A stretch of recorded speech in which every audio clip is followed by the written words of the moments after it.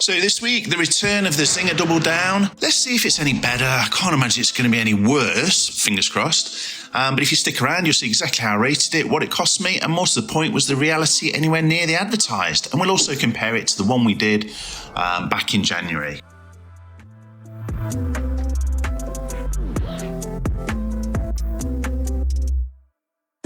So as we do every week, what's in the bag? And as you saw there, the last time it was out was January 2025.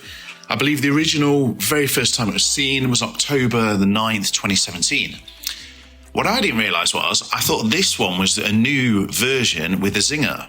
Now, that isn't the case. I think it's always had the zinger, obviously with the double down, the hash brown, cheese, etc. So I got it slightly wrong, thinking it was a newer version. It's just a release version, unfortunately. But still, let's just see what it's like. Is it any better than what it was before? And obviously, you saw a picture previously when I first reviewed it.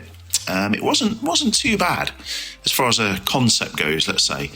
So you've still got exactly the same as before. 2 fillets, plus hash brown, plus 2 slices of cheese, but with the zinger sauce. And as I say, if that was there in 2017, not 100% sure, but it was definitely there in January 2025. Now, being a moron, I've opened it from the end of the box versus the wrap, but at least it gives you a little side view or end view of the double down. But as you can see here, and for any more information, so look at KFC's website. The concept, obviously, of no buns, or bunless, as they call it, I don't think is that bad as in terms of an idea, but in actual, in actual reality, it's not the easiest to eat. It's maybe not the best. It's definitely not the cheapest. So $8.99 was on its own. I'm not going to go into the prices and whether it's value for money really, because what is value for money these days? Not a lot. If you look at £4 a fillet is all I'm going to say. That's quite a lot for a chicken fillet. Maybe save £1 for the hash brown and the cheese. But either way, this is the way everything's going and doesn't seem to be stopping. So the Zinger Double Down plus cookies plus the corn. I didn't add the fries on that picture because they're just the fries. It was just part of the meal. And again, a very short kind of review on the fries. They weren't particularly brilliant. They're never particularly bad, but they've got that signature coating, that kind of peppery coating. But again, very squidgy, very soft. I don't think they're going to change the fries, period. I mean, they're kind of, that is their signature fries, that they are a soft or maybe a little bit greasier fry than most. I'm still, every time I have them, I'm like, yeah, they're not bad. The flavours are nice in terms of kind of like that peppery signature flavour, but the actual texture of the fries is, I don't think it's very good at all. They've got to have a little bit more crisp to them. Only a little bit, but a little bit more crisp. I think they'd be far better. But that's KFC, unfortunately, for you. And I don't think, realistically, they are going to change them, especially when polls for other things in this country don't seem to do a great deal. But either way, the public is, or the customer, apparently, is not always king these days, which is a bit weird. But anyway, I'm not going off tangent. Again, apology for the waffling to anybody that's sat there thinking, why is he waffling again? So onto the corn, just as a side or an additional side or a vegetable, more to the point, God forbid.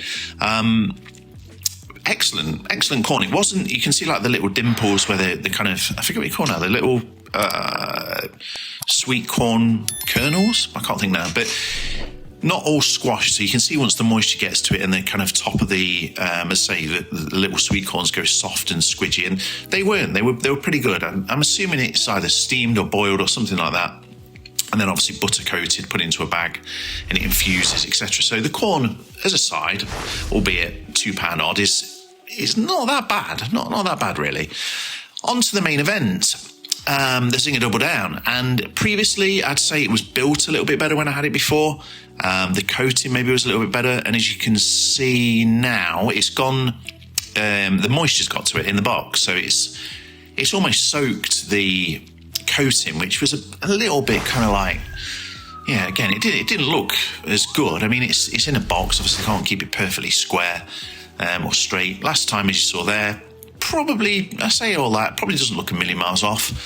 You can't take it to pieces really, because as you can see, the cheese just rips everything to pieces. But I'm just still not sure about the hash brown in the middle, because you've got two very solid bunless, but the buns almost crushing the hash brown. So it ends up just squidging out as kind of, a potato hash. But is that bad? Is that good?